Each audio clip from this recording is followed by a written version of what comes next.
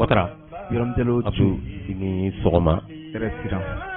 ba alhamdulillah alay an mawuli amala foka barka ambe ala foka barka da mnyo de fonko ari tuwabu o ko rien ne vaut la santé ko sobe di kenya de bi soro be ni soro be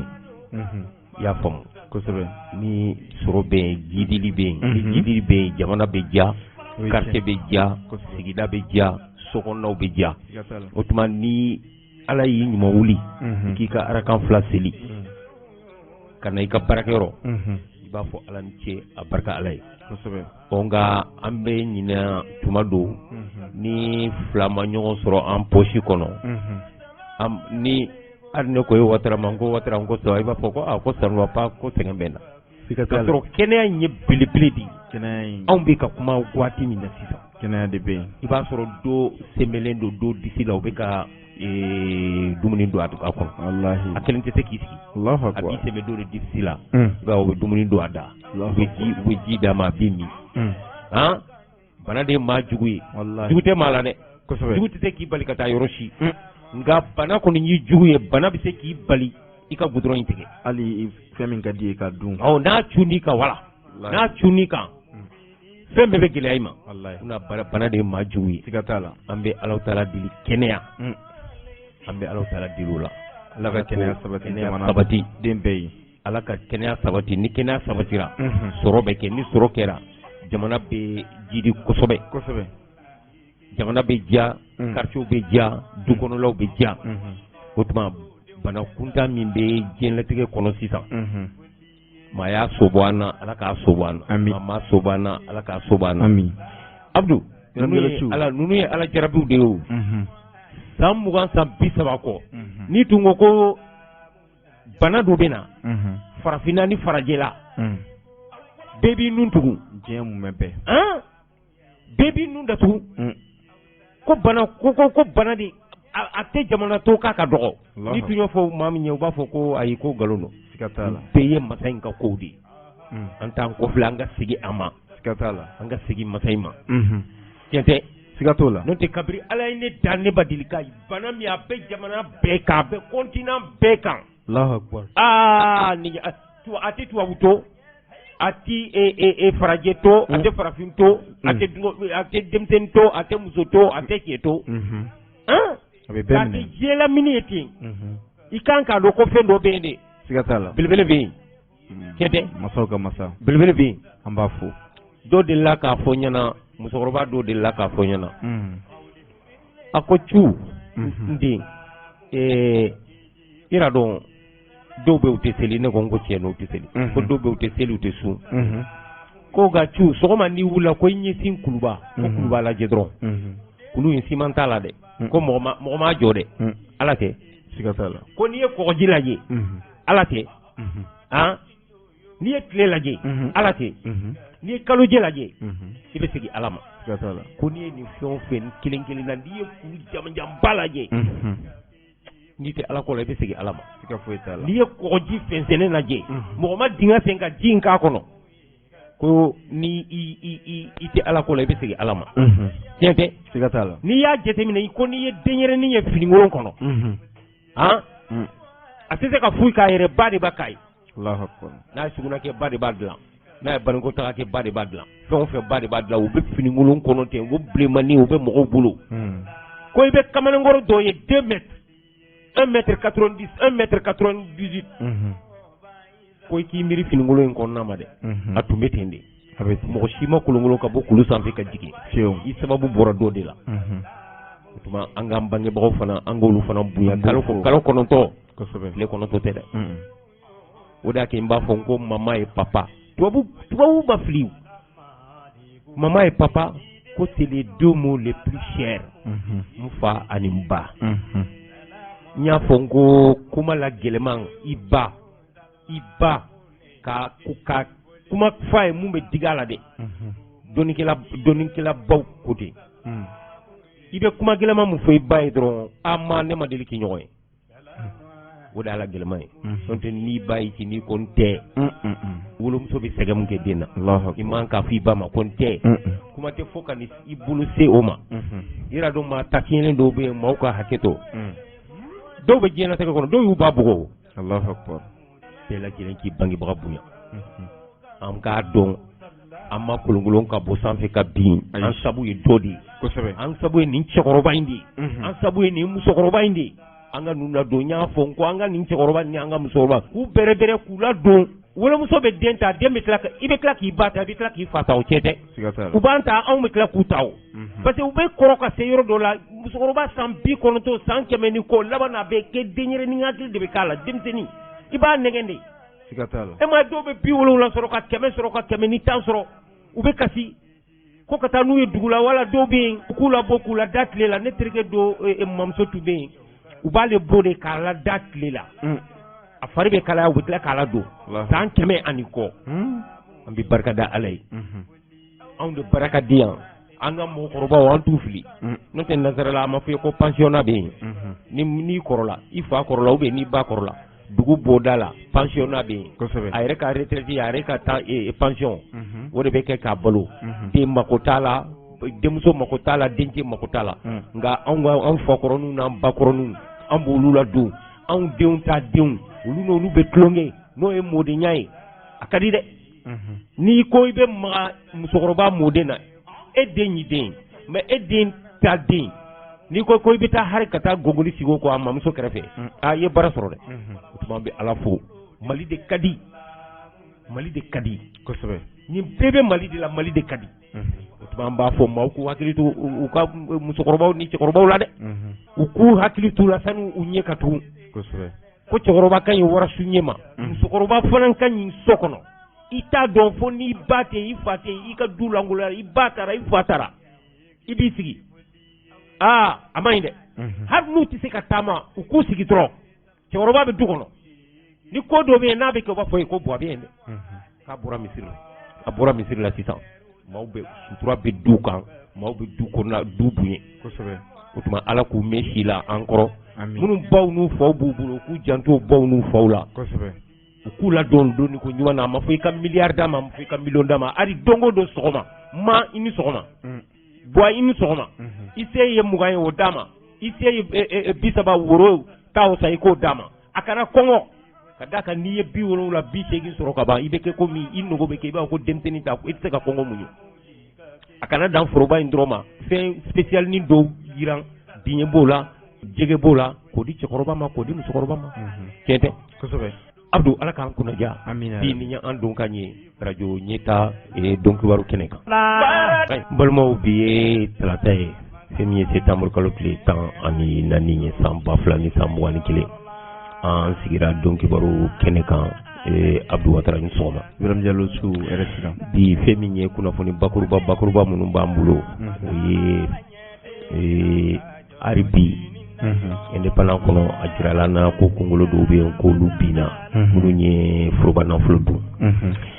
o babu an bɛn'o lase an ka lamɛnnikɛ jɛkulu ma ka da ka fara kan premier ministre n'o ye fangabulon ɲɛmaa ye Choguel Kokala Mayiga ale fana y'i senfa ka se o clé la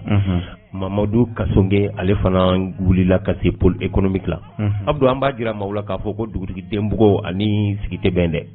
ayiwa forage fanga a to ye panko kelen ani ɲɛ wawa sani lasigiba in ka kɛ fɛn min ye malien de l'extérieur ye u ka conférence 7 mun y'a bali a donna jumadon ka d'a kan u tun ye Habib Sy wele kiri Bunaku kan juma kiri tigɛra an ye malien de l'extérieur dɔw wele maa min ye san 30 kɛ Japon Mamadou Jawara ale bɛ an bolokɔrɔ fɛn min ye nuguntogo ye ale yɛrɛ kumana kiri ko kan ka kuma fɛn min ye lakana ko ani politique ko ani cɛmancɛ fanga bɛ taabolo mun kan Goodluck Jonathan nana a ye mun fɔ mun de kan ka kɛ nuguntogo ale fana bɛ an bolokɔrɔ Abdou nin de bɛ kɛ kunnafoniw ye dɔwɛrɛw bɛ ɲini ka faraw kan an b'o lase lamɛnnikɛ jɛkulu ma ɲɛta ɲɛ kumasoba kɔnɔna na n balima cɛ ni muso denmisɛn ani makɔrɔba a bisimila an ka dɔnkibaru kɛnɛ kan n balimaw a bɛ ɲini ka kalo kelen bɔ fɛn min ye fangabulon ɲɛmaa kɔrɔ ye n'o ye Ismaël Bube Mayiga ye ani madame Boire Fili Sisogo ale ye Mali wagande ba ministre kɔrɔ ye n'a bɛ fɔ ma ko ministre de l'économie et des finances olu talen ko Bamako kasobonba la di indépendant kɔni y'a jira fana k'a fɔ ko kunkolo wɛrɛw binna o kunkolo ninnu ni o ye Amadou Ali Ɲangado ani Musa Fane ani Abdraman Keita a fɔra ko pôle économique maaw ye tɛgɛ da u kan yasa u ka taa bɔgɔw jeninen kan Abdou indépendant t'e bolo wa kosɛbɛ Ibrahim Jalisu araba tɛmɛlen min bɛnna septembre kalo tile 8 ma san 2021 yirala k'a fɔ ko tilelatɔ donnen kɔfɛ pôle économique maaw u ye wele bila maa 3 ma n'o ye Amadou Ali Ɲangado ka se Musa Fane ale ni Abdraman Keita laɲini kun tɛ dɔwɛrɛ ye a yirala k'a fɔ ko min ye Mali yɛrɛ kɛlɛkɛcɛw ka minisiri ani kɛlɛkɛcɛkɔrɔw o minisiriso ka baara dɔ tɛmɛna ni maa 3 ka bolo kan san 2018 baara min yɛrɛ bɛ tali kɛ mobili ko la yirala k'a fɔ ko u kɔni ye u ɲininka ɲininkali tɛmɛlen kɔfɛ min ye samedi ye n'o bɛnna septembre kalo tile 11 ma san 2021 Bamakɔ kiiritigilamaw ka yamaruya kɔnɔna na u ye nin maa ninnu u taara n'u ye Bamakɔ kasobonba la ka taa u lasago ye kiiritigilamaw ka kɔrɔfɔw la u ko ni baara ninnu ta k'a lajɛ dɔwɛrɛ tɛ ni maa 3 min ye mobili 2 ɲɔnbɔɲɔnko ye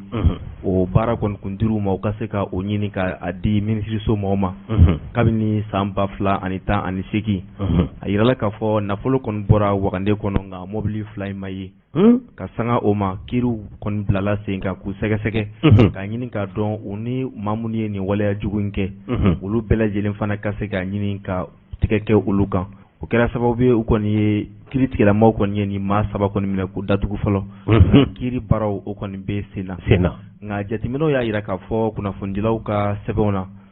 ko nin maa 3 dɔrɔn tɛ ko maa wɛrɛ bɛ yen n'o ye jalabatigiw ye minnu yɛrɛ bɛ Mali yɛrɛ finitigilakaw ka kulu yɛrɛ kɔnɔna na ko olu fana nɔ bɛ nin waleya jugu in na nka min ye kiiritigilamaw ye ko olu kɔni bɛ jateminɛ ni sɛgɛsɛgɛli la hali bi i b'a dɔn ninnu ka ko kosɛbɛ Mali la suyɛli waleya dɔ bɛ an ka maaw bolo kosɛbɛ ni ne ko e ma sisan ko Abdou ko fɛrɛ kɛ i ka na ni mobili 5 ye e bɛ mobili 5 papier a kan ka bɛn musaka min ma i b'o sɛbɛn k'o bila kosɛbɛ o bɛ taa di waribontigi ma waribontigi bɛ wari labɔ k'a di e ma mobili ma ye o ye tiɲɛ nin ye ko ye ni kasɔnge bɛ nin minɛli fana na a ma ɲa ko ninnu minɛna ministre minɛna premier ministre minɛna kosɛbɛ colonels ni généraux minnu bɛ yen ninnu fana armée de l'air yɛrɛ i y'a faamu sanfɛ kɛlɛkɛdenw avion ko la munna u tɛ olu wele u dun bɛ yan jarabatigi ninnu généraux ninnu ni colonels ninnu u kana kɛ ten dɔrɔn ko ka ministre kɔrɔw minɛ ko ka commerçant industriel ba ninnu ko k'olu minɛ nka avion ko la jalabatigiw b'a la ka d'a kan avion bɛ taa san waati min na n b'a fɔ ko civil ma taa nka armée de l'air officier camanba de bɛ minnu taara ka taa avion ninnu lajɛ ka taa fɔ ko o ka ɲi ka na sisan ministre kɔni k'i jija pôle économique maaw u ka jalabatigi ninnu fana u ka dɔw wele u la armée minnu taara avion kolon san an ka armée ye ka na n b'a fɔ ko civil tun t'a délégation la dɛ nka a jalabatigi fana tun ka ca u k'olu fana wele u kana dan civil dɔrɔn ma an y'a fɔ justice a kana kɛ fankelen ta ye justice k'a ka baara kɛ o de la kunungo an ka dɔn kibaru kɛnɛ kan ne y'a fɔ ko maaw k'u jija u k'u dabɔ magistrats ka ko la u k'u ka baara t'u bolo olu de bɛ sariya dɔn anw si tɛ sariya dɔn anw ka baara ye mun ye kuma tɛ n y'a fɔ ko ministre o bɛ yiri de dɔn toli o bɛ nɛgɛ de dɔn wa bɛɛ n'i ka baara sariya nin de ye sariya ye nin tɛ sariya nin ye e jalaki ye nin y'i jo ye magistrats de fana ka baara bɛnnenw ma u ka kalan bɛnna o de ma cɛ tɛ o tuma u ka jalabatigi ninnu fana u k'olu fana wele ka ni transition ka bɔ ka jalaba tiɲɛ don sɔrɔsiw de bɛ fanga la mais sɔrɔsiw de bɛ fanga la bɛɛ ye jamanaden bɛɛ ye hakɛ kelen fini de b'an fara ka bɔ ɲɔgɔn na colonels ni généraux minnu bɛ hali a colonel n'a généraux camanba bɛ ministère de la défense la an ka cɛden minnu kɛlɛ kɛ kɛnɛ kan minnu bɛ ka faso kuma bɔ n'u bɛ sa u ka wariw a bɛ taa min u ka prime de soleil ninnu a bɛ taa min Ngo jalabatigi dɔw de fana dalen don ministère de la défense la yan k'o minɛ k'o dun. O de la kɛ bana sugu bɛɛ b'u la, diabète b'u la, tension b'u la, fɛn bɛɛ b'u la. U bɛ ka homme de rang ka wari minɛ ka dun. O tuma Kasɔgɛ ka tubabu ka ko ɲinɛ k'a faire la part des choses. Minnu kan ka minɛ, mɔgɔ kan ka minɛ nin ko in na o ka minɛ. Mɔgɔ si tɛ mɔgɔ si contre la sariya de ka fɔ Mali sɛgɛnna, Mali tɔɔrɔ la. Abdou, e yɛrɛ bɛ moto kan goudron bɛ Bamakɔ wa? Bamakɔ sira bɛɛ tiɲɛna. A bɛɛ tiɲɛna, hali Musa Tan tun ka fisa ni ɲinɛ ye. Parce que Musa Tan o b'a fɔ ko il faut choisir son trou. Mais bi ni min farati don o don i ka mobili bɛ garage la, don o don i ka moto bɛ réparateur fɛ yen. Jamana wari minɛna k'a buruja k'a bɛɛ suɲɛ k'a ban pewu. O tuma ministre de la justice n'o ye Mamadu Kasɔgɛ ye, a ka hakili sigi kosɛbɛ. Juge u ka baara kɛ. Maa si ka n'i da don juge ka baara la. Ka d'a kan n y'a fɔ kunun don kibaru kɛnɛ kan. Abdou, n'an ma fɛɛrɛ kɛ ni zoba kulen ninnu ka minɛ sisan. Ni politique fama nana, ni kala filila sisan, ni parti dɔ président nana sa ka yɛlɛ kuluba, président civil. O bɛ haute cour de justice ni u b'o kurakuraya. Député de bɛ taa yen, magistrat professionnel kelen dɔrɔn de bɛ taa o. A tɔ bɛɛ député de. E ni ala cɛ e de ye président ye, e ka parti majorité b'e bolo. Olu de bɛ haute cour de la justice la. E bɛ immunité bɔ i ka député kan k'a minɛ. O de ma Kasɔgɛ k'a teliya, Choguel ninnu k'a teliya, u n'a kun de don. Haute cour de la justice, haute cour de la justice Mali nafa. An ka bɔ tɛ haute cour de justice la. Sisan cour d'assises ni cour d'appel bɛ yen, u bɛ se ka juger. U ka zone ninnu minɛ k'u juger. Ministre kɔrɔ fɛn o fɛn a bɛɛ bɛ se ka juger cour d'appel ni cour d'assises la. Mais n'u ye haute cour de justice kɔnɔ, u bɛɛ bɛ t'u dogo kɔfɛla la, immunité tɛ bɔ député si kan ko k'o minɛ o dun b'a sɔrɔ u ye faso nafolo minɛ k'a dun. A zone camanba de bɛ kɛnɛma sisan. O de ma Kasɔgɛ a ka tɛmɛ ni baara ye. Hali bi an tɛ to indépendant kɔnɔ k'a ye taama kɛ ko ka taa pôle économique la. Alors sɛbɛnfura caman bɛ yen dɛ. Yɔrɔm Danisu an ka ministre Mamadu Kasɔgɛ min ka baara bɛnnen bɛ kiriko ale ni josariya sabatili ma. A ka wulikajɔ in kɔnɔna na ka se pôle judiciaire la, a yirala k'a fɔ n'i ye olu ka baaraw ta k'a lajɛ min ye yuruguyurugu kɛlɛli ye o de ka se ka jida an ka jamana kɔnɔ. Sɛbɛnfura minnu b'u bolo u ko sɛbɛnfura 50 ɲɔgɔn min bɛ tali kɛ nafolo dungojuguya baaraw la. Nka ko sɛbɛnfura 29 bɛ yen u sera ka olu kɔni baaraw daminɛ ka ban. U b'a yira k'a fɔ ko dɔ bɛ ka fara ɲɛta kan u ka baaraw kɔnɔna na. A yirala k'a fɔ ni jɛkulu in a ɲɛma n'o ye Asama Dolo ye, a ko a kɔni bɛ minisiri fo, minisiri ka wulikajɔ la olu kan. Kabini san 2013 u ka cɛkɛyɔrɔ in bilala sen kan. Mata ɲɔnbɔɲɔnko de b'u bolo u ni minnu bɛ baara kɛ walasa min ye kiiriko ye o ka se ka nɔgɔya. Parce que sɛbɛnfuraw de bɛ olu bolo u bɛ minnu la sɛgɛsɛgɛ kosɛbɛ. Min bɛ tali kɛ nafolo dungo juguya la an ka jamana kɔnɔ ani maa minnu bɛ n'olu ka baara bɛnnen bɛ ka jamana jigi dingɛ kɔnɔ olu ka laɲini ye ka se ka o maa ninnu silatunu ka bɔ foroba cɛkɛnbɔdaw kɔnɔna na min bɛ se ka kɛ sababu ye ka ɲɛtaa yɛrɛ sabati an ka jamana sɔrɔ kunkanko la. Ka sanga o ma fana u ko min ye u ka jija ni cɛsiri ye o fana bilalen bɛ sen kan walasa min ye maa murutilenw kɛlɛli ye ale ni maa murutilenw sɔrɔla ka minɛ u ka kiriw ka se ka kɛ a kɛcogoya la u ni ɲangini min fana ka kan u ka se ka boli u kan.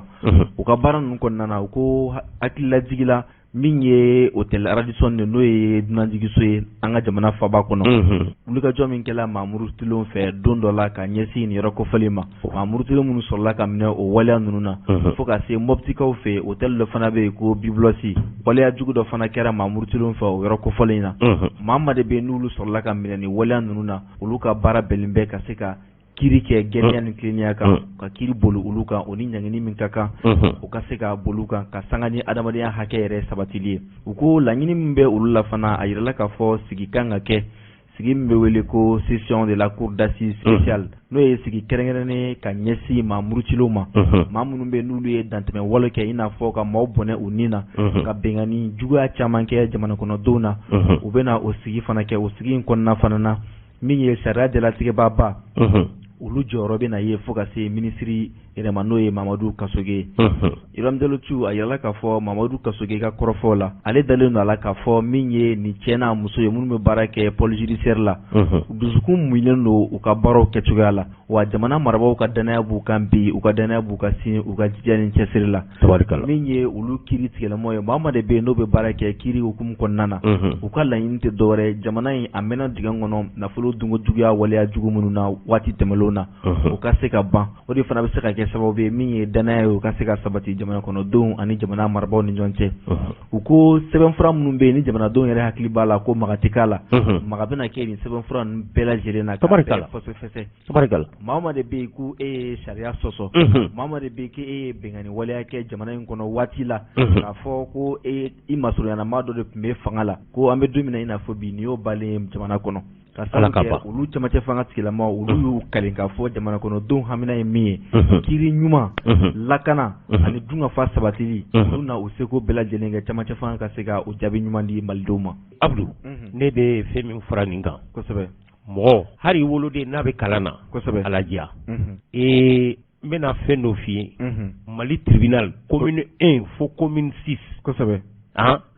mobili t'a a procureur si bolo n'i donna salle d'audience dɔw kɔnɔ i b'a fɔ i ka kasi n'i taara cour d'appel la n'i donna yɔrɔ dɔw i dabali bɛ ban i y'a faamu an ka région na cour tribunal de première instance n'i donna n'i y'a dɔw plafond ye n'i ye dossier bilalen ye so kɔnɔna na sanji bɛ ka na o kan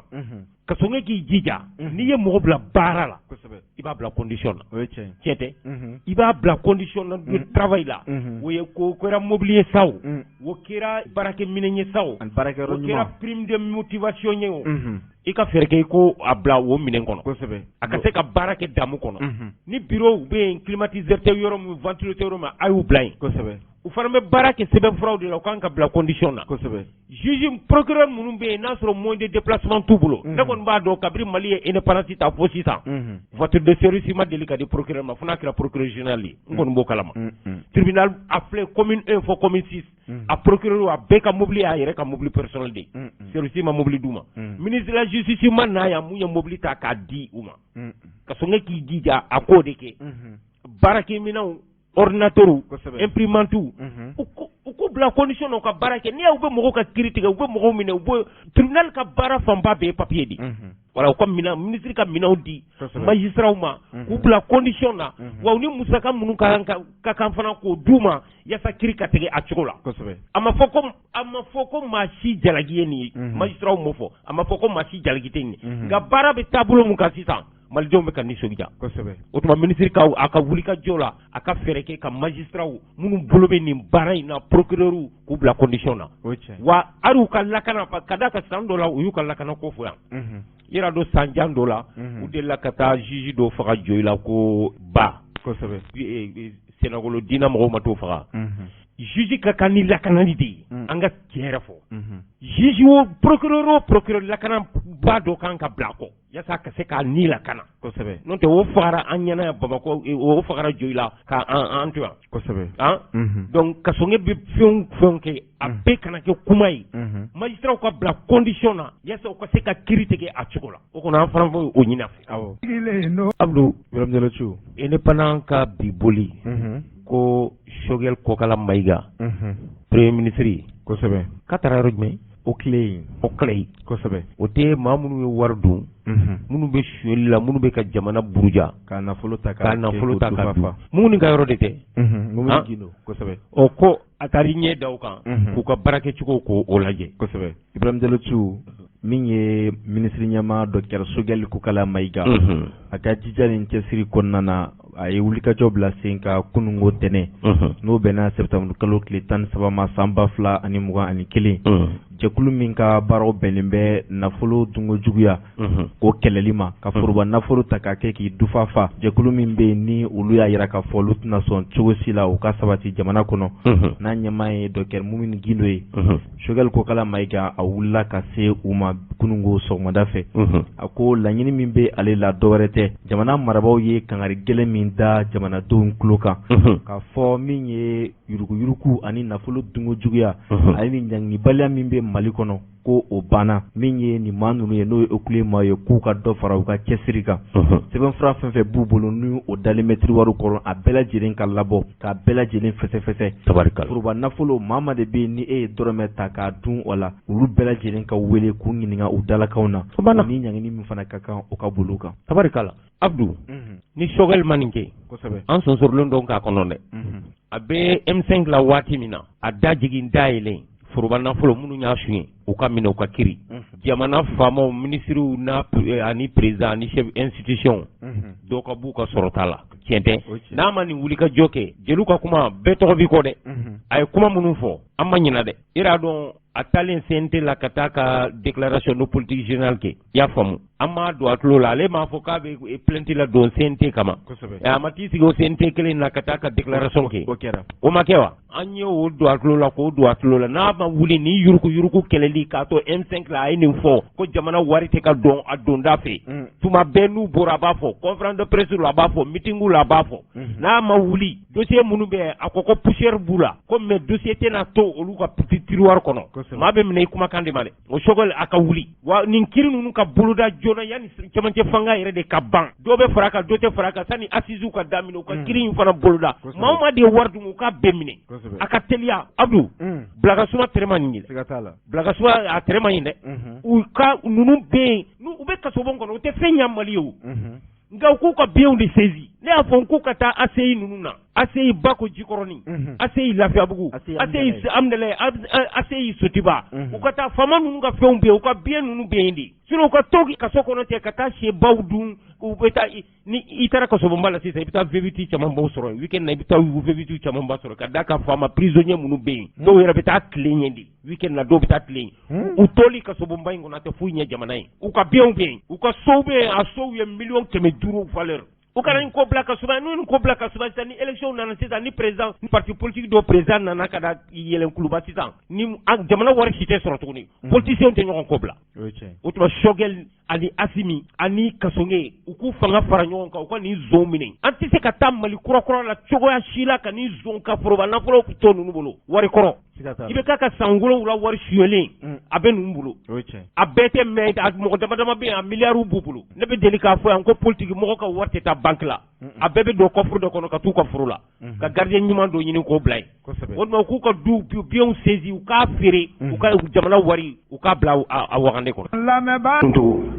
an b'i fo an tɛna kuma jija Goodluck Jonathan an bɛ se k'a fɔ furancɛ fanga den fa don CEDEAO hukumu kɔnɔ ale de bɛ taa ni ka segin na Goodluck Jonathan a nana a taara nin dɔgɔkun in na a nana a taara a ye mun fɔ n b'i fo k'i barikada d'abord a nana i y'a fɔ cogo min n'an y'a fɔ an bɛ se ka denfaya d'a ma nin y'a siɲɛ san 1 ni kɔ kɔnɔna na nin y'a siɲɛ 13 ɲɔgɔn ye a bɛ taa la a bɛ taa la ka na dɔn donc n'i ye jateminɛ kɛ o tun bɛnna hakilina dɔw kan o hakilina kan k'a to kalo 3 o kalo 3 o bɛ ɲɔgɔn ye kɛ ka baaraw kɛ k'a lajɛ mun de sera ka taa ɲɛ mun ma se ka taa ɲɛ o kɔnɔna na baara kan ka kɛ cogo min a nana o hakilina de la effectivement a nana ani faamaw kumana n'i y'a fɔ faamaw bɛ premier ministre président classe politique mɔgɔw société civile diinɛmɔgɔw ani bɛɛ sigila ka kuma o ye hakili jira a y'a kuncɛ ni anw ye kunnafonidilaw ka tila ka conférence de presse kɛ aw fɛ ka hakilinaw di jateminɛ kɛra k'a fɔ nin ko in ka k'a fɔ d'abord kalo 9 fɔlɔ min kɛra parce que n'i ye baara jateminɛ k'a lajɛ o tun y'a fɔ ko kalo 18 politique mɔgɔw y'o hakilinata fɔ olu y'o hakilinata fɔ maliyɛnw farala ɲɔgɔn kan ka taa fɔ assise la an y'a rencontre ba min kɛ en son temps a bɛ fɔ min ma Bamako bɛ jɛra ka min kɛ Mali bɛ jɛra ka min kɛ a fɔra ko ka élection to kalo 18 na jɛnti mɔgɔw de taara n'u ye Ghana an bɛnna o de kan k'a fɔ ko kalo 18 jateminɛ kɛra k'a fɔ kalo 9 bandaw y'o kɛ ani aw ka premier ministre n'i ye jateminɛ kɛ foyi ma bouger ka bɔ o yɔrɔnin na hakilina min na min bɛ taa élection ko la parce que fɛn taama minɛ sisi ma bɔ parce que min to fɔra a fɔra ko organe unique ka kɛ wani ko ka baara tɛ se ka kɛ an tora o ko la fo ka kalo 9 tɛmɛ ten ka se baara foyi ma se ka kɛ élection yɛrɛ taabolo la k'a fɔ élection sariya bolo ye nin ye yɛlɛma min don parce que n'i ye jateminɛ kɛ c'est que n'an sera gɛlɛya o gɛlɛya la élection de nana an ye gɛlɛya la an ye élection 18 de kɛ Mali kɔnɔ mais élection bɛ se ka fɔ k'a ɲɛna a tɛ se ka tɛmɛ élection 1-2 kan toujours ni dɔw b'a fɔ administration mɔgɔw y'an suɲɛ dɔw b'a fɔ cour constitutionnelle y'an suɲɛ donc o mankan laban yɛrɛ o de taara ni IBK o de teliyala ka taa ni IBK ye n'i ye jateminɛ kɛ o baara foyi ma kɛ bi k'a lajɛ k'a fɔ yɛlɛma jumɛn bɛ na pour que o mankan in kana se ka wuli tuguni élection ko la donc o baaraw ma kɛ fɔlɔ donc o de la ninnu nalen o ye fɛn fɔlɔ min kɛ o ye maliyɛn bɛɛ rencontré Choguel ka taa premier ministre nɔfɛ jɔnw nalen Choguel nalen ka donc ani Hasimi nalen ka donc olu ye ka donc classe politique bɛɛ rencontré ka société civile rencontré ka maliyɛnw rencontré ka kunnafonidilaw rencontré ka taa premier ministre rencontré jamana maabaw ka bɛɛ rencontré k'o hakilinata fo ye k'a fɔ ko olu bɛ na ni baara min na a taara CNT ɲɛfɛ ka donc tilalen o la ka o nana ka baaraw bolo daminɛ k'a fɔ bi élection préparation bɛ kɛ cogo min o bɛnna kan o départ n'i y'a jateminɛ premier ministre ni ministre de l'administration tun ma sɔn hakilina kelen na parce que olu fɛ ka ko organe unique tɛ se ka kɛ bon président de la république premier ministre de l'administration o bɛɛ sigira k'a fɔ ko organe unique bɛ kɛ min b'a to élection ka bɔ gɛlɛya kɔnɔna na pour que élection ka kɛ mais o bɛɛ la o ko bi nka donc Jonathan nalen ka o sigilen ka hakilinaw ta o y'a fɔ a ye nka ko baaraban bɛɛ bɛ kɛ la bi élection ko wolo hakilina na parce que o y'a fɔ nka ko kalo 18 don ko mais ko bi ko fɛn fɔlɔ min kan ka se ka kɛ ko assise nationale assise ye jumɛn ye ka maliyɛnw ta ka bɔ togoda la k'a fɔ o ko kunko fɔ ɲɔgɔn ye sɛnɛkɛlaw bagangɛnnaw donsow maa o maa n ka donc n'a da bɛ don Mali ko la n ka olu ka sigi n ka depuis togoda la ko hakilina ta ka fɔ jamana o bɛ fɛ olu ka mara cogo min o bɛ fɛ mara ka kɛ cogo min o bɛ fɛ adamadenya ka kɛ cogo min o ka sigi an ka Mali kura hakilina kuraw ta min b'a to baara de tɛ ni maa min n'o assise ba min bɛna kɛ Bamako n'o kɛra Bamako n'an bɛnna min kan o bɛ kɛ sababu ye élection kura in na donc o hakilina min bɛ yen o hakilina ka di a waati min na a kan ka kɛ o kan ka se ka di parce que n'i ko bi diyagoya ko ka élection kɛ kalo 6 in kɔnɔ i y'a dabɔ tiɲɛni kama. assise bɛɛ jɛnna n'a ye o. bɛɛ ma jɛn n'a ye parce que bɛɛ ma jɛn n'a ye mun na ninnu bɛ fanga la waati min na u ye denni organisé dɔw ko a y'aw ban ka taa denni la u fana sisan maa tɛ se k'u jalaki ka d'a kan u fana b'u ban ko ka taa assise la a y'aw ban ka t'u ta la u fana b'u ban ka na aw ta la o don wa. non Mali ko t'u ye o nka parce que n'i ye jateminɛ Cɛbilen tun b'anw de kɔrɔ o mun bɛ Cɛbilen bolila ka taa olu nɔfɛ olu ye jɔn ye parce que bi olu kan ka min kɛ nka o kan k'o yɛrɛ décider o kan k'o yɛrɛ nka donc o ka ɲugu yɛrɛ la o bɛ ɲugu yɛrɛ la mun na Ibrahim Boubacar Keïta sara ni jamana ni cogoya bɛɛ la olu to sigilen don o ma se ka fɛn bɔ n y'a fɔ RPM mɔgɔw ye Tereta n ko Tereta e yɛrɛ bɛ cogo min ka se normal e taara sigi ka kasi nka ko IBK ye nka se donc aw kɛ tan n ko aw ye mun kɛ pour que IBK kana taa ni jamana ye ni position fɔlɔ o don denni ko kuma min fɔ denni ko kuma min fɔra mais maliyɛn bɛɛ ma bɔ yɔrɔ bɛɛ ka na préfet ni sous préfet u ni gouverneur de na ni rapport ye o nin na don a fɔra ko ka maliyɛn bɛɛ de ɲininka bɛɛ b'a dɔn ko gɛlɛya bɛ élection ko la maliyɛn bɛ fɛ a ka kɛ cogo di maliyɛn de l'extérieur bɛ fɛ a ka kɛ cogo di à l'intérieur donc insécurité ko bɛ yen bi an kan ka la mara kan ka kɛ cogo di est ce que Bamako mara ko kuma in bɛ se ka fɔ bi an b'an ka te min na an b'an ka sogodun na an b'an ka yala la an b'an ka muso furu la an bɛ dɔn kɛ mais i ka taa Mopti ka fɔ ka k'i bɛ dundo fɔ n'i ye muso furu o b'i yɛrɛ fɔ n'i bɔra o la ka ka f'i bɛ taa sɛnɛ kɛ pour que i ka sɛnɛ kɛ fɔ dɔ ka jɔ ni marifa ye k'i kɔlɔsi mɔgɔ tatɔ la sugu la ka taa o bɛ don o bɛ yɛlɛ ka taa donc bɔnmu kan ka mobili. an yɛrɛ y'a mɛn ko dugu 1200 ni bi wolo ko de minɛlen o de minɛna donc n'i y'o ka jateminɛ ka bin ka taa moto b'o bolo yɔrɔ bɛɛ o bɛ taa yɔrɔ min y'o ja donc maintenant an ka insécurité ko in an ni donsow an ni ka donc maliyɛn tɔw bɛɛ kan ka sigi ɲɔgɔn na ka ka ɲininkali kɛ a kan ka kɛ cogo di n'o kɛra n'a bɛnna min kan baara bɛ kɛ n'o ye parce que an ka bɔ mɔgɔ ko la ka k'a kɛ i n'a fɔ politique mɔgɔw k'a kɛ i n'a fɔ baara wɛrɛ foyi t'olu la ni politique tɛ dunyɔrɔ foyi t'olu la i n'a fɔ ko ministre ye concours de n'i ma kɛ ministre ye e tɛ se ka kɛ foyi ye o bɛ ɲɛ jamana kɔnɔ cogo di. nin bɛɛ la Goodluck Jonathan ko k'ale jɔrɔlen don a ko k'a ye cɛmancɛ fanga la munna a jɔrɔlen don. non a jɔrɔlen don min na parce que a tun hakili la kalo 18 na k'a bɛ se ka kɛ mais a yɛrɛ y'a faamuya k'a fɔ ko effectivement ko élection ka kɛ février kɔnɔ ka di olu ye ko mais ko ninnu ko assise min bɛna kɛ k'olu bɛna to ni assise ye min décider ka donc o bɛ kɛ ko de la. o kɔrɔ ye ni assise ye mun décider malidenw ko tɛ. malidenw ko tɛ o de la ale jɔrɔlen don ka taa. a sɔnna assise ko ma. a sɔnna assise ko ma kɛ ka taa ko ka assise kɛ ka taa donc maintenant ni assise nana bɛnna min kɔnɔna na min bɔra kɔnɔna na ka taa o ye malidenw ka hakilina ye. olu bɛ CEDEAO bɛ tugu o kɔ. CEDEAO bɛ tugu o kɔ parce que CEDEAO ko ka taa donc problème ye min ye i tɛ se k'a imposer kɔ dɛ CEDEAO kelen de nana k'a fɔ yan ko IBK tɛ taa o IBK ma taa wa. CEDEAO ko kelen de b'a fɔ ka taa ko a sɔrɔ bandaw tɛ taa wa a ma taa wa mais CEDEAO ko in de b'a fɔ ka taa donc ko militaires tɛ sigiwa o ma sigiwa et donc maintenant c'est là ko de fende ya Allah de do amba fo min do pour que en c'est là ka saka benga hakilina kelen ta il faut que min ka de malien ka ke et puis il faut que panga ka fam ya aussi on tu na tuwo ko ngata kwa kadu lu ngata ko ka san kelen san saba san nani fara ko ngato hakilante pour nous binga donc baraka ngake no ya jeti mine ka fam ngata ka tenye am ta kalo saba faraka u kalo woro faraka a kele san kelen pour que élection jele kanke malien de ki de sura ko a ni zena fanga mi sigala ngata donc nambara makala mami ya sigala ngata jambe tigi no horondo parce que organ emi ki na nyema de na sigi chugodi parce que appel à la candidature de dike mami jele jambe bila horoya bila itu chue nikola et de bila ke ibe jamana fait donc et de bila ke nyema wulu mo de bi sigi ka fara nyonka appel à la candidature commission de sigi ko dépouiller ko konna na mami na ka kanyo de et de ke nyema donc on la da mo ko tala surtout bi sigi an sika sigi ngata ka fo 100 ans aniko o de nyema donc avec gouvernement ba usara élection ngata bara de o de ba ke o ça de ngata vous êtes fonction au indépendance ba o bolo mo ci sika o ci ngata wala mo bolo aba bolo aba te mbaya balo donc wul de na ta bali konna donc non tara élection bi kay nabara tala mani gayna be ba ko cena ki gayna donc nous ma ke élection bi sika ke ka soro la kana ba sabati ko to be aka gele parce que c'est pour la vie mais banga on fait 14h wati la ande aga dem sen sama amo shu to mona gundaga point konna na mobile na ka Mercedes na kana yele ma fla ngata donc anyo so de tomo kele ngata trado to solo sara mobile slana fla Mercedes banga se chini de katla ni wati na kuro dem senu be katla ni be jete mene kale de avec gelere kuma fo bi ngata donc ni jete mene ka anga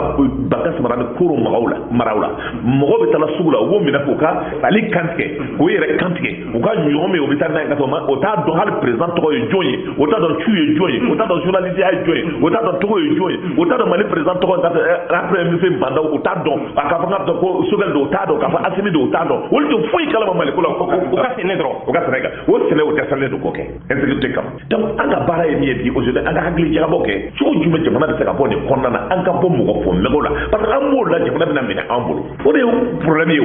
situation gelale do ata ba me bona ci ko di ma ko neta ka ke na ba ministre e concours de ne ma do ala ka donc e ti balo e jamana ke ka de mali konnana san jori ka de mo ko le de ministre tous les jours je blé mina abita sangare mina abita o to am wora man bangi mali ko 605 kono aw ba fe ka finin ko ka jede wa kan no bo ala pew ni fini ma ko ka jenga to donc bana be ma fa c'est pour cela nga donc ma tu hakla ma do timine joto ndale mala ko malla nga ko ka ko bube ko juru tum seka kay bube na ko tabla ka so bala e mi la no e legele biam to di jombe se ka don ka ko général de bini no musa jawaray on ga be laban wa non néanmoins pour le moment après karaka dame ka ira mo la be jorle do ministre de la justice boranga ka fa min ko bi ko ne jati me ka jamna de ka ko musa la kantala mi mali dugni mali woro dun ko gosa ko be mi o di damne na service de la vie donc son boere nyina min be ko fa olu jorle do ere be ka élection nyema e o fa ka président ka ngata o jorle do na yo gutron de la ko me na manye na ye sra de la ko me na manye enquête de ke e bi to kasora ndo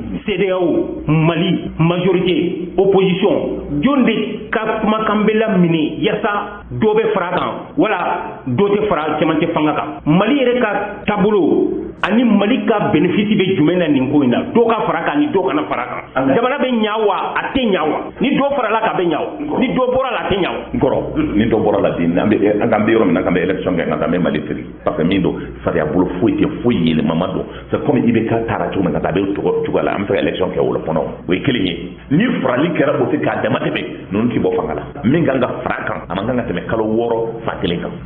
nere bulo baraka ko kondana hakli jeya kondana angana sunugo sunu kile nanga nga baraka 1 heure de temps de kono anga ke 4 heures de temps pour anga sagat ngani be nyana bo yoro ni assisi inkera ni jamana kono teumbe na nuko ko ajelendo be ka tuko nuko ka finendo be ka abturi ko no ba ke ata nya c'est pour cela après qu'on est assisi min décider hadi kera président ni nana il faut que ka tuko de makampo parce que min do nomination be kela chodi so mo ko me bala mo be nomination na présidence la mo be nomination yoro baraw ka yoro na chodi interka don fa don so mo do concours be kela chodi il faut que jeya ka don malien be ka keleni onana bega saka ka do ma fanta fama justice ka ke bey pour que fanta ka donc ka fanga donc ni serama sariade jamana o jamana ni sariate jamana o jamana ni sécurité jamana saka wi o andu nyame M5 awde bora yasa fanga ka saka yelma for transition kema ke fanga insita comme berge comme ministre kama be shueli la ministre kama be yurugu la no o kuma damine de folo ngata parce que ne ko kalama non ka ko be shueli na utina songa shueli ke men mindo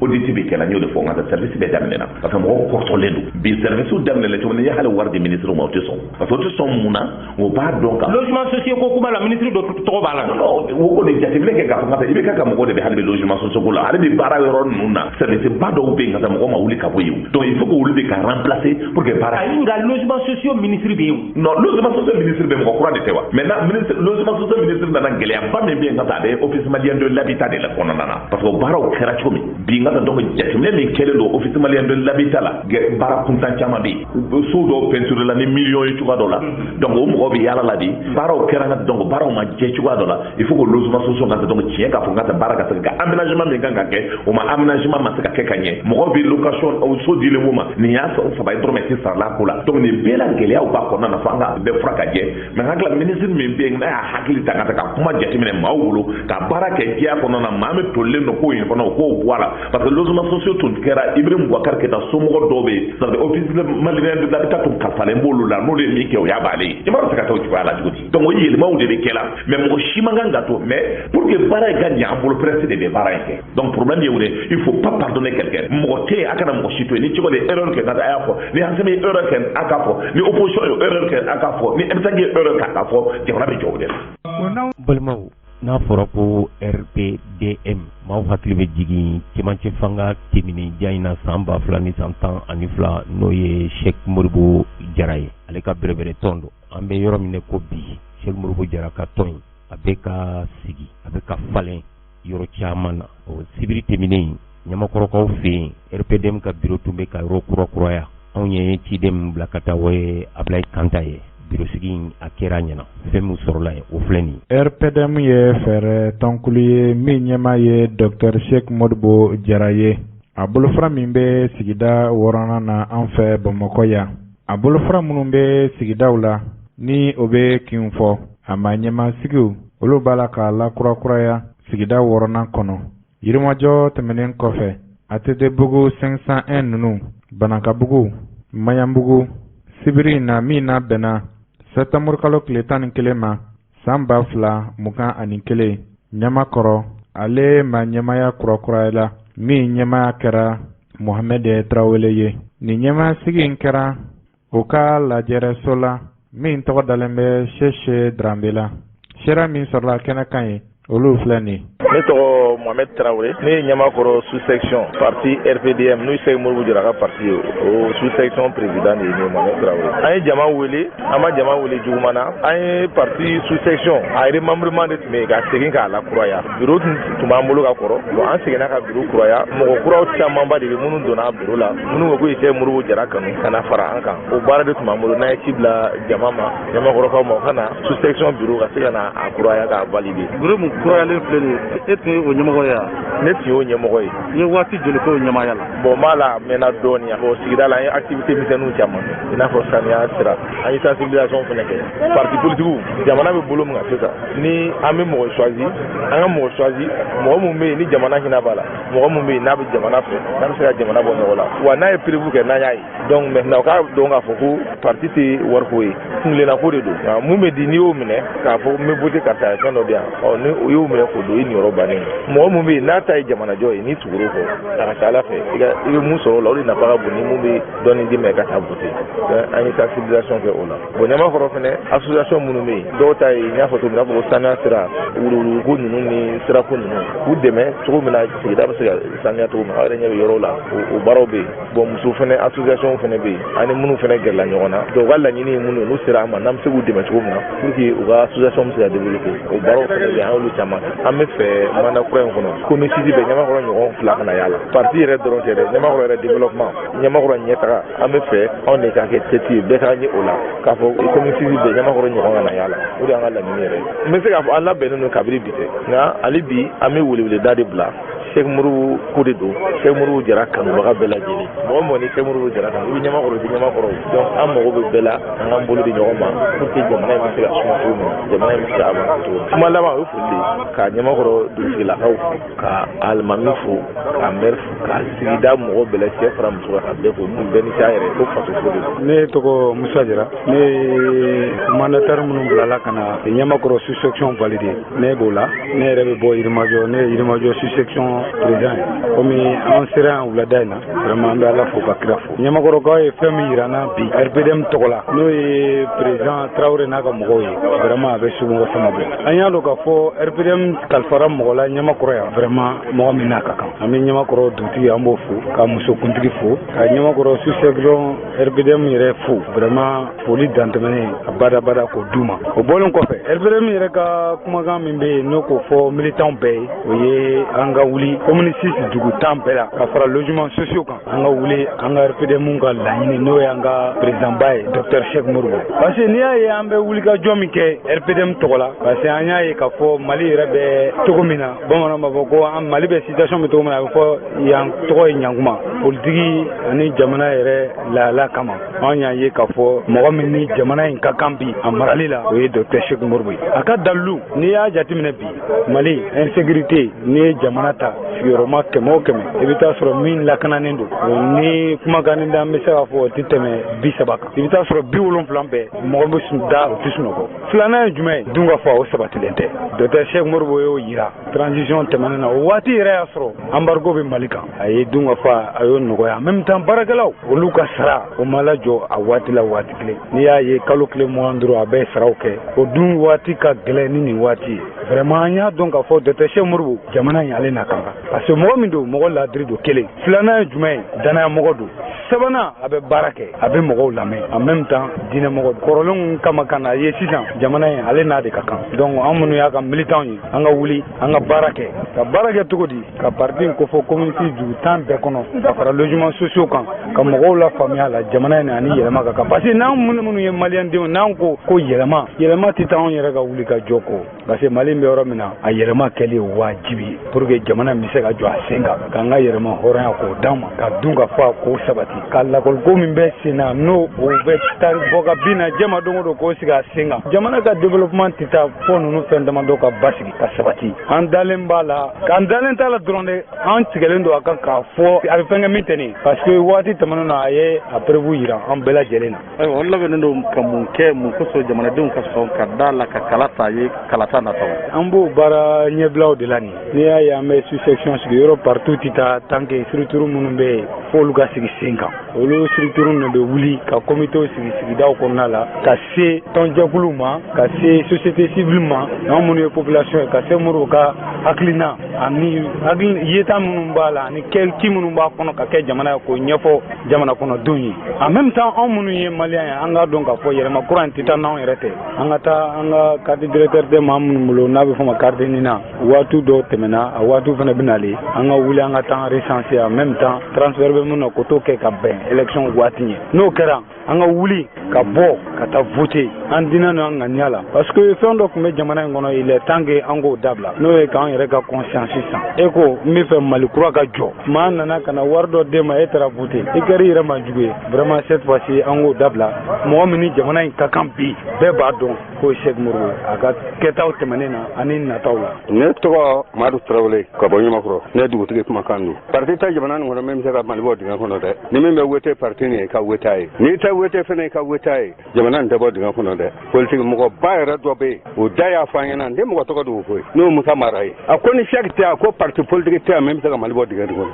a da de y'a fɔ an ɲɛna an ka du da la yan o dun ye tiɲɛ de ye sisan a ɲɛ b'a la a ko politique mɔgɔ nin bɛɛ n'a ka wari bɔra politique kɔnɔ yan Cheikh n'a ta nana Cheikh ta ma bɔ politique kɔnɔ dɛ a y'a baara kɛ de k'a sɔrɔ wari ko tɛ koyi politique ko nin an ka wete Cheikh ye jamana den bɛɛ k'i ta sɔrɔ Cheikh ta kun y'o de ye bɛɛ k'i ɲɛyɔrɔ sɔrɔ o mana olu faamaw yɛrɛ ye u bɛ sɔrɔ k'u ta sɔrɔ kɔfɛ bɛɛ ta sɔrɔlen kɔfɛ. o kɔrɔ dugutigi yɛrɛ bɛ parti in na sa kɛ. ne kɔni bɛ parti nin cɛ ma ka tɛmɛ mɔgɔ bɛɛ kan mɔgɔ tɛ Mali kɔnɔ min bɛ parti nin na ka ne bɔ o puisque a ka di ne ye ka parti nin ka tɛmɛ parti bɛɛ kan n tɛ taa parti yɔrɔ la o dalilu ma kɛ bɛɛ ɲɛna kɛnɛ kan nin ye yan Cheikh nana transition kɔnɔ yan nin ye a y'a sɔrɔ Mali bɛ jeli la 10,000 ni kɔ Mali jiginna ka na jeli la 6,000 6,500 Sukaro jiginna a y'a sɔrɔ Sukaro bɛ 100 ni kɔ la Sukaro nana jeli la 90 80 nɔnɔmugu ko tɛ foyi tɛ min ma jigin Mali kɔnɔ a wagati a dɔnniya b'a la wa se b'a ye k'a kɛ. o la yaasa jamanadenw ka sɔn ka kala ta ye aw labɛnnen don ka mun kɛ. anw labɛnnen don ka welewelema da de kɛ jamanaden bɛɛ ye bɛɛ ka bɔ tɛ Cheikh de ye ten wariko tɛ dɛ ni e 1000 minɛ 1000 e k'a tila san kɔnɔ bani 200 tɛ wa san 5 200 tɛ 200 e k'a tila bani est ce que i bɛ tama 3 sɔrɔ tile o tile i tɛ tama 3 sɔrɔ o e bɛ jamana feere o de kama tama 3 nafa b'o la i bɛ b'i yɛrɛ faga de mais ninnu bɛ min d'an kan an yɛrɛ nɔ don koyi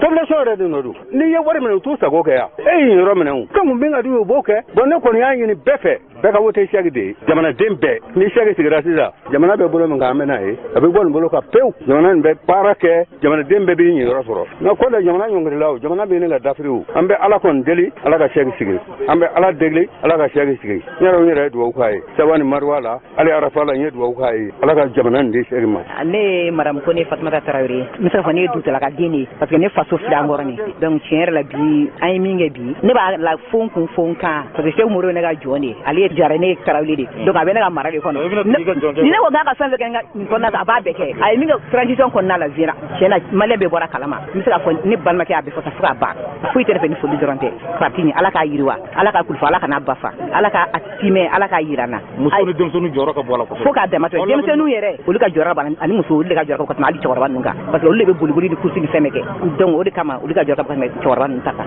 donc tiɲɛna ne kɔni tɛ foyi kɛ ni dɔgɔ kan ne bɛ foli di sous-section mɔgɔ ma ani section mɔgɔ ma yarabi ala k'u kulufa ala ka n'u bafa ala k'u kan bɛn ala k'an bɛɛ kelen ma kulukɔnɔmɔgɔ bɛ hakilina ye ba tigɛ ko ɲuman de donc ne bɛ ala deli o de la ala k'a ɲɛ ka dama dɔrɔn ne tɔgɔ Mokhtar Gise an sigilen don Yirimajɔ logement sociaux anw ye RPDM cɛw ye anw bɛ sous-section kɔnɔna na n'o commune 6 sous-section kɔnɔna ye minnu yamaruyara k'u kana ɲɛmakɔrɔ bureau sigi an y'u dɛndɛ kana bila bi pour que ka a sɛbɛntiya k'a ye k'a fɔ ɲɛmakɔrɔkaw ka wuli ka jɔ RPDM na kana o témoigner anw nana o kɛnɛ de kan bi alhamdulilahi rabbil alamin ni fangajɛkulu ni différence ma ni tɔn ni ɲɔgɔn cɛ ni fangajɛkulu ko jamanaden bɛɛ ni jɔyɔrɔ wa ko ka jɔyɔrɔ di maa min ni jɔyɔrɔ mun ka kan ko an ka bɔ an bilala fili minnu kɔnɔna na ko an ka bɔ o kɔnɔ an bilala janfa minnu kɔnɔna na ko an ka bɔ o kɔnɔ ko donc ko fasodenw ko bɛɛ ka wuli k'i jɔ an k'an bolo di ɲɔgɔn ma an ka kɛ kelen ye an bɛ jamana in bɔ nin gɛlɛya kɔnɔ bɛɛ n'i jɔyɔrɔ donc bɛɛ n'a ka baara walasa an bɛ se ka bɔ nin gɛlɛya in kɔnɔna na an labɛnnen don ka min kɛ o ye ka toujours ka maliyɛndenw kunnafoni k'a yir'u k'a fɔ jɔn ye Cheikh Umaru Jara ye an tɛ nkalon tigɛ an tɛ mɔgɔ janfa wa an tɛ mɔgɔ nɛgɛ Cheikh Umaru Jara yɛrɛ min ye an b'o de fɔ mɔgɔw ye Cheikh Umaru Jara a bɛ fɛ ka mun kɛ a yɛrɛ ko ten ko bɛɛ n'i jɔyɔrɔ ko maliyɛndenw ka bɔ an ka bɔ fili la an ka bɔ nkalon kɔnɔ an bɛ dibi min an ka bɔ dibi in kɔnɔ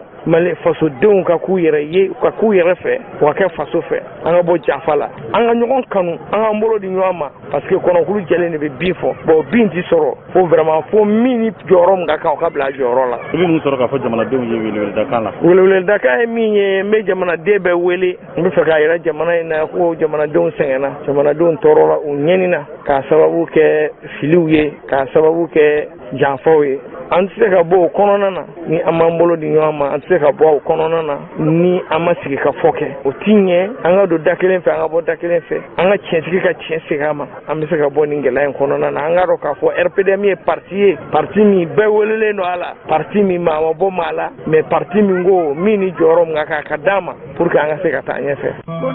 Amadou Diawara an b'i fo. Awa i ni ce. Diawara e ye malien de l'extérieur e bɛ Japon a bɛ san 30 bɔ aw ka congrès conférence ya bolodara a bɔra a ma bolodara a bɔra a ma juma aw ka kiiritigɛ la anw hakilila kɔni k'a fɔ ko kiiritigɛ in de tun bɛ aw ni conférence in cɛ kiiritigɛra kiiri a kɛra cogo di. Bon an ka conférence in bolodara a mɛnna c'était 27-28 o de kun bolodara mais o bɔra lɔgɔkɔrɔ u tun ko ministre wagati dɔ la accident dɔ kɛra Sénégal donc ko ministre taar'o la ko manaforo o kɛra sababu ye ka bɔ a lɔgɔkɔrɔ donc après a nana o la tuguni an ye date wɛrɛ fɔ o date fana nana bɔ a lɔgɔkɔrɔ k'a taara Abidjan. aw tilala ka na fɔ ko le 9. an nana le 9 fana fɔ tuguni le 6-8 donc an y'o fana lɔgɔda o fana nana bɔ a lɔgɔkɔrɔ donc kelen an kɔni tɛ fosi kalama an sigilen dɔrɔn a fɔra ko plainte dɔ b'an kun kan donc o plainte fana an balila k'o fana résultat sɔrɔ jugement dɔ kɛra u nana ka na an condamné k'a fɔ ko an ma kan ka an ka congrès yɛrɛ kɛ. jɔn de ye plainte dɔw kama. minnu ye plainte dɔn kama mun ye plainte dɔn an t'o jate mɔgɔ yɛrɛ parce que o tɛ c'est pas quelqu'un c'est un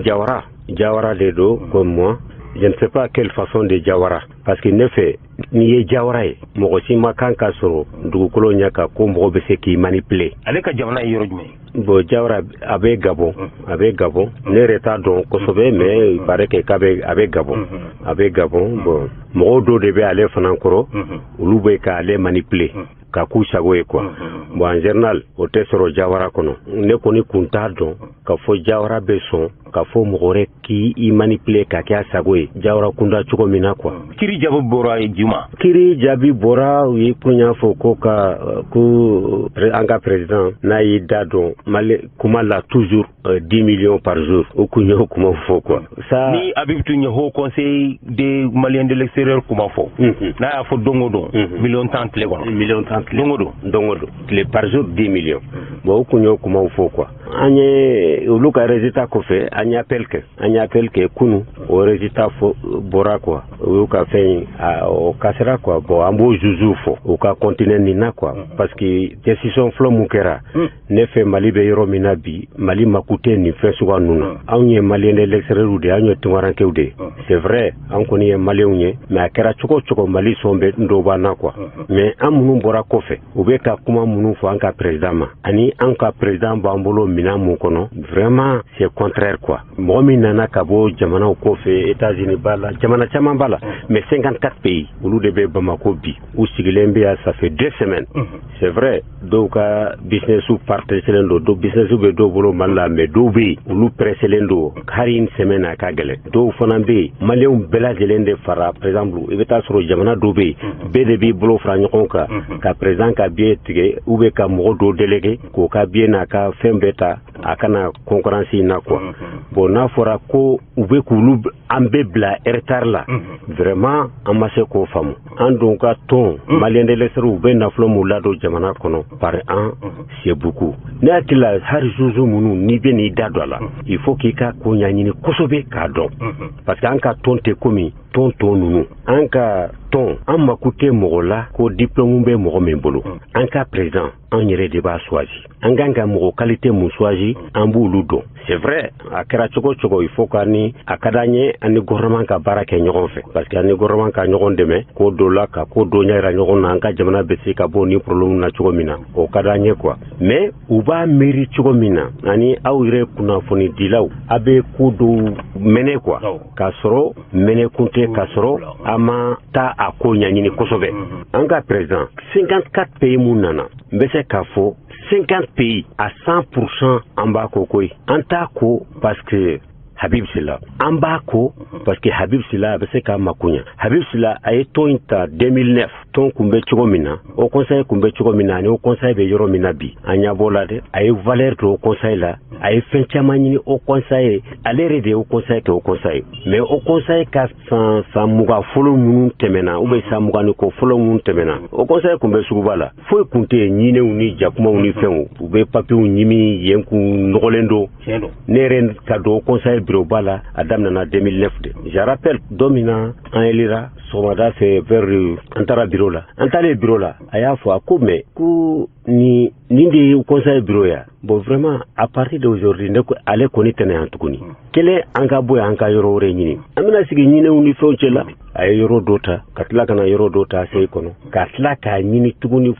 fama ou fait pour que anga au conseil saisi soro. Donc au conseil saisi au soro len ko fait on nisondia na afin au kumbala. Andison dira kosobe. Ba andison dira kosobe mo be ka kuma munu fo ko ayeni fota. O kuma nunu c'est vrai malien chama ma femme. À l'époque kuma fora chogomina ani kuma tarafo telela chogomina o make kelenye. Ulu tarafo telela ko akoko malien be ka voter ibekai. Go o fora ke mais amana tenjus quoi.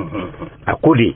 anye réunion de ke radisona malien fefenana. Beku ko Habib Silla. Donc ces jours-là nereko gogo 600. Comment beko ko Habib Silla de Kaya Habib Silla kani. Maintenant 600 anta laje anka élection ko nous voilà. Anni anka ton pour qui anka ton président qualité d'obé faut que lukatila. Chacun de nous même président de Bazin nous a qualité be cham abela. n'o qualité t'i la i tɛ se ka kɛ maliyɛnw ka ɲɛmɔgɔ ye o qualité ye jumɛn ni jumɛn ye a qualité fɔlɔ il faut que sɔrɔ mun b'i la i ka kɛ mɔgɔ ye ala ka gɛrɛjɛgɛ ɲuman d'i ma o gɛrɛjɛgɛ in i ka so i ni maliyɛnw ka jɛ a la a filanan i ka kɛ mɔgɔ ye mɔgɔ min relation ɲɛnama b'i bolo i sigilen bɛ jamana mun kɔnɔ relation ka k'i bolo parce que anw ye mɔgɔw ye papier bɛ dɔw bolo papier tɛ dɔw bolo dɔw bɛ accident de travail sɔrɔ baarakɛyɔrɔ la dɔw fana bɛ accident wɛrɛ sɔrɔ a bɛ kɛ famako ye n'a kɛra famako ye n'a fɔra ko k'a di Mali ambassadeur ma a tigi ye problème sɔrɔ parce que a tɛ ɲɛnabɔ mais maintenant fo au conseil représentant minnu bɛ yen président de base minnu bɛ yen u caman bɛ yen u ni faamaw bɛ ɲɔgɔn dɔn par exemple à l'époque ne yɛrɛ tun bɛ Japon président la waati min na n bɛ se k'an to yan ka mɔgɔ bɔ kaso la Tokyo a bɛ sila b'i to yan hali bi ka mɔgɔ bɔ kaso la Gabon donc o kama o ye qualité filanan ye qualité sabanan i ka temps e yɛrɛ kan ka taa ci gɛlɛn mun na i kan ka t'i muso bila dɔgɔtɔrɔso la n'a fɔra ko maliyɛn ni dɔ kɛlɛla u ye muru tura la i b'i muso ka dɔgɔtɔrɔso taga to yen ka taa o problème na n'o qualité tɛ mɔgɔ la i tɛna se ka kɛ maliyɛnw ɲɛmɔgɔ ye bon o de kama mɔgɔw bɛ kuma fɛn fɛn fɔ la maliyɛn d'élection président 54 pays mun nana olu b'a dɔn u kan ka mɔgɔ min choisir olu ka mɔgɔ choisilen ye jumɛn ye u b'a dɔn depuis o conseil sigira mɔgɔ mun nana ka identité publique ɲini to ɲɛ mɔgɔ min sera k'a sɔrɔ o ye Habib Sila de an bɛ siège mun kɔnɔ mɔgɔ min taara i ma kasi président ye ka fɔ siège ɲinu ye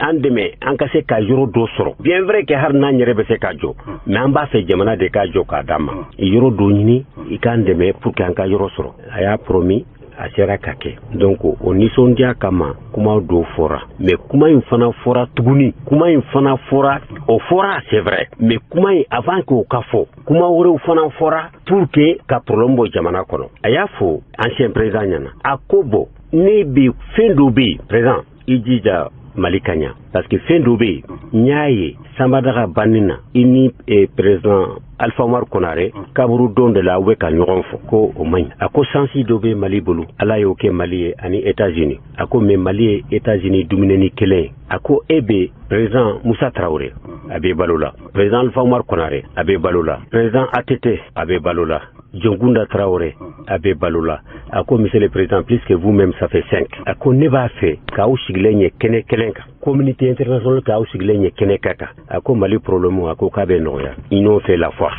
a ko bon o sansi i jija an kan'o perdi mais Mali la mɔgɔ fila m'o kuma mɛn o danna an minnu bɛ salle kɔnɔ an dɔrɔn de y'a mɛn mais min b'olu intéressé u y'o fɔ mais faso jɔ kan u y'o to dibi kɔnɔ u ma sɔn mɔgɔ ko ye toujours quelle qu'en soit les situations an ye maliyɛnw de an bɛ fɛ hɛrɛ de ka don jamana in kɔnɔ an ka congrès mɔgɔ tɛna se ka kɛ an place la a bɛna boloda sisan kiri bannen ko a bɛna boloda a bɛ kɛ en même temps ni ala sɔnna a bɛ ɲa fana a bɛ k'an sago ye an tɛ Mali contre la parce que an ka président an y'a ye fana foyi gɛlɛman ma deli ka wuli jamana in kɔnɔ n'a mana mais u bɛ kuma caman fɔ dɔw ko maliyɛn tɛ gabonais de don dɔw ko a tɔgɔ ye nin ye mais quel que soit bisila a ka village bɛ ɲɔrɔ a ka so bɛ Bamako sisan u bɛ kuma caman fɔ mais aussi t'en tɔɔrɔ parce que chacun de nous il parle ne yɛrɛ mun filɛ kuma la ye tuma dɔ la u b'a fɔ ko n ye Japon bila muso bolila n tɛ se ka taa Japon tuguni bon tout ça là c'est pas grave parce que olu de ɲɛ b'o la ne ɲɛ bɛ mun na my decision n b'a fɛ ka mun kɛ o bɛ ne kɔnɔ ne bɛ n ta de kɛ donc a bɛ sila fana bɛ ten. ayiwa Mamadu Jawara kuma kuncɛ kuma jumɛn bɛ e bolo ani ka kuma jumɛn b'i bolo k'a ɲɛsin maliyɛn de l'extérieur ma. kuma min bɛ n bolo ka tɛ se ka kuma kuncɛ kuma dɔ bɛ tant que n m'o fɔ président minnu nana u mɛna Bamako concurrence ma se ka kɛ fɛn min kun préférera le 28 le 27 28 u sɛgɛnna an bɛ yafa ɲini u fɛ k'u fo fana faso ko de don u kana décourager u ma décourager découragement kɔni n y'o fɔ ten dɔrɔn mais n b'a dɔn u ma décourager parce que olu yɛrɛ dun pɛrɛlen don ko Habibu yɛrɛ k'i sen bɔ nin ko in na a ka to an bolo parce que anw de b'a sigi ale tɛ se k'a yɛrɛ sigi donc a ka t'i da ka so kɔnɔ an b'an ka congrès kɛ an tɛ se ka segin n'an ma congrès kɛ an bɛ congrès kɛ ni an y'a sigi an bɛ taa a ka so kana bila siège kɔnɔ donc a bɛɛ pɛrɛlen don o kama donc maintenant an b'u fɔ k'u barikada en même temps n bɛna Mali bɛ yɔrɔ min na bi an mako tɛ kɛlɛ la koyi Mali bɛ problème na an ka jamana bɛ problème na an bɛ tunga la n'an sara o b'an bila kɛsi kɔnɔ ka na n'an ye Mali de kɔnɔ i su bɛna da yɔrɔ min na vraiment i t'a fɛ problème ka wuli o jamana la ebe keshi kono ibe kana bo do be ka gaba konflit ou be ide uni muso be bla problème na ante ala de lo la quoi bo vraiment juju nous ka laje munu jingenendo kutle ou ka ko nyanyini les maliens de l'extérieur ou ko mu fora ambe ka mume ou yere ka chiffre kono ko 600 milliards par an mo be se ka ke sababu e kana ni 600 milliards ye jamana kono par an e ala o tigini bunya ka kasa problème be wuli fango fa eta fanan kanka o responsabilité ta ou ka laje ka solution nyini ulu la quoi ambe ko fe ambe ala de anka ke komi kemana wore mo munu be ko fe par exemple courrier de l'extérieur ou israélien de l'extérieur ou libanais de l'extérieur bon ils ont très fort il faut les grands travailler à leur pays mais on t'a toujours ou bam la difficulté la jamna do nana kana anka ko laje anka tableau laje ta comparer taula ulu do temena nabi vraiment on peut ka jouer kan quoi en tout fait on va faire de toujours anka se ka tanya fait kosobe monter anka se ka anka jamana nafa quoi o de kadanye quoi bon vraiment au kanto anka tranquillité là c'est mieux ou kana mo la décourager parce que ni fait soit na ne do la décourager no tara utena tukunde be ibe malien de ya beta jamana wore la fari be nya be nana malla be fasa be fi mais on va faire de anka se ka formu sur malla nantara tuwala anka boli kana quoi anka jamana kono quoi to o kake quoi abi silay malende ay fen chaman kam malla dans tous les domaines ay malende les rouillé 1 milliard et quelques dit effort de guerre là mais ces jours là ay 100 millions mindi est-ce que moko ko maliente ya fam bo et puis fana comme balontana obeta balontan ke gabo ere foulé ou ka baton fa ka ba awar sara katlaka bisi wartuma Côte d'Ivoire ya famo ayna jamana dewnde do anka jamana dewnde do kana ka biyo lué ka mro bla kono kana nay waya surate président yere banga président e munya anka président te ka foko ninkera mbeninke otanta ka bwanja ka ko ya nika ka ibe ka munke ambe ko de jatemine Mamadou Diawara amifu balimaw ACRT n'a fɔra ko ACRT maaw hakili bɛ jigi maa min na o ye Isa Kawu Jim Sibiri sera sigida naaninan na a ka jama ko a ka tɔn ye n'o ye ACRT a biro dɔ tun bɛ ka sigi sigida naaninan na an ka ciden min tun bɛ kɛnɛ kan ye o ye Amadu Gino ye fɛn min sɔrɔ k'a di an ma o filɛ nin an nakun ye min ye an bɛ jamanaden bɛɛ fo ka dugawu kɛ ala ka jamana basigi ACRT ye parti politique de n'i ko ye parti politique o kɔrɔ ko jama b'i kɔ o kɔrɔ i bɛ se ko la ala ta kɔfɛ donc an ko an tɛ fanfaronade la an tɛ mɔgɔ neni na an tɛ mɔgɔ buruja la mais politique ye min ye danaya don et puis waleyaw de don ka jamana mara ou bien ka jamana mara cogo k'u kɔn an ko camancɛ fanga k'an ka dɛmɛ an tun bɛ ACRT la kabini manifeste ka bɔ mouvement na an y'a kɛ parti politique ye n'i y'a kɛ parti politique n'a sariya don o de ye k'a structure sigi fan bɛɛ an ye assemblée constituante kɛ an ka récépissé b'an bolo je crois que finalement il a amené ou pas voilà parce que mɔgɔw b'a fɔ est-ce que parti do wa nin ye statut ni règlement ye n'i tɛ o fana dɔn récépissé min bɛ d'i ma gouvernement ministère de l'administration territoriale fɛ o fana filɛ nin ye donc que Choguel k'a dɔn ACRT ye parti politique de a filɛ nin ye parce que a ka mɔgɔw ye ci bila ka so y'a ɲininka ko est-ce que k'an ye parti politique ya mais Choguel t'a dɔn ko ne bɛ nɔnɔ de min yan donc n'i bɛ taa politique kɛlɛ k'a sɔrɔ politique papier b'i bolo on est un parti politique donc an nana bureau sigi la commune 4 n'an bɔra commune 4 la a bɛ taa commune 5 bureau sigi le 26 ni ala sɔnna an bɛ taa bureau sigi Faransi an bɛ sɔrɔ ka taa Côte d'Ivoire an bɛ t'o démarche kelen kɛ Afrique centrale an bɛ taa États-Unis mois de janvier la non mais an ko jamana bɛ gɛlɛya la Choguel dɛsɛra bon an nana an y'an profiter k'o ɲɛfɔ k'a fɔ Asimi an b'a dɛmɛ an b'a lafasa mais tiɲɛ kan tiɲɛ ye mun ye jamanadenw ye danaya min d'a kan ko jamana bɛ kalo min kɔnɔ a ka bɔ ni jamana lakanani jamanadenw lakanani kalanko ka don bɔlɔ la jamana refondation ka kɛ min ye politique baara ye n'o ye réforme politique institutionnelle ye o ka labɛn kalata jɛlen ka kɛ jamana ka fanga kalifa cɛw ni muso ma danaya bɛ mɔgɔ minnu kan Choguel bilara kunna a dɛsɛra kalo saba a ye kuma saba fɔ minnu tɛ ɲɔgɔn ta tuma min yan'a ka fanga sɔrɔ a y'a fɔ ko CNT n'est ni légal ni légitime a ko min ye Asimi ninnu ye ko jamana ka danaya t'u kan ko ils sont compétents ko yan'u ka jamana nafolo ta k'u sigi fanga kunna k'u ka taa kɛlɛ kɛ a tilara a ma da o dɔrɔn ma a ko u bɛ colonisation min na k'u tɛ se k'u ka jamana bila a y'o fɔ tuma min na ni primature dira ma a ye kuma yɛlɛma a nana ko min ye transition date a bɛ respecté awa min fɔra communauté internationale fɛ a tor'o fɔ CNT la a taara tun a tila k'a fɔ ko non ko assise ka kɛ ko ni assise ye min fɔ ko ale bɛ t'o kɔfɛ an tulo b'a la ka kuma lajiban RFI la ko awa les élections ne sont pas à l'ordre du jour bon kuma saba kalo saba a juguma ani kuma saba minnu tɛ ɲɔgɔn ta kalo saba kɔnɔ mais bɛɛ y'a dɔn Choguel tɛ se o donc ni Choguel dɛsɛra mɔgɔw b'a fɔ Choguel contre ale t'a contre sa fonction parce que mɔgɔw bɛ ɲinɛ min kɔ an bɛɛ ye kɛlɛ kɛ de ko wa i bɛ k'a gɛn ko ka na ni fɛn kura ye mais n'an y'a sigi ka Choguel bolo fɛn in mana ci a bɛ feere an bɛɛ de da la et moi je ne suis pas dans leur intrigue k'a fɔ dɔrɔn n ka to fanga la ka mɔgɔw wele ka taa vidéo man ni mɔgɔw bila ka mɔgɔw non ni ne ko a tɛ se a k'a kɛ ka n'a y'a y'a kɛ ka ɲɛ je vais me taire mais kalo 3 bɛɛ m'a ye k'a dɛsɛra mais jamana donni b'a kun n'an m'a mir'a la an ka n'a b'a kun a bɛna bɔ an tɛna se ka dumuni kɛ donc Assimi de prendre ses responsabilités ka Choguel gɛn ka bɔ primature la Kulubali